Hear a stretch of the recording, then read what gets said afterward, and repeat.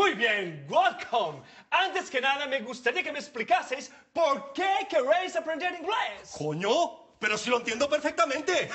Bueno, nenes, ya sé inglés. Venga, see you in the ghetto. Mr. Gucci, please, siéntese. Oye, nada de gritos, ¿eh? A mí nadie me pierde el respeto.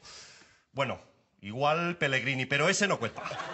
Señor Gutiérrez, ¿por qué quiere aprender inglés? Hombre, para reciclarse. Tu recycling, ¿no? Si la cosa se tuerce con el Real Madrid, me gustaría probar suerte con la Premiere League. ¡Wea! Premier League. ¿Y qué he dicho yo, Paleto? Tú has dicho Premiere League, nenaza. ¿Nenaza yo? ¿Me está vacilando qué? Pues sí, ¿qué pasa? Nada. Tranquila, era solo para saberlo. Oye, por cierto, eso que llevas encima es... No me lo digas. Dolce y Cabaña, ¿sí o no? No, es que soy pan. Ok.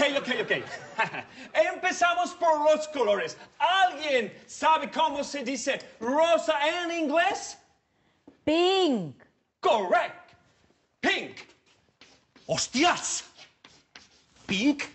Sí. O sea, pink, punk. Pink, punk. Pink, punk. Pink, punk. Pink, punk. Pink, punk. Pink, punk. ¡Uea! Pink, punk. Unos se quedan y los otros se van. Que te den primo. Pink, punk. Pink, punk. Pink, punk. Pink, punk.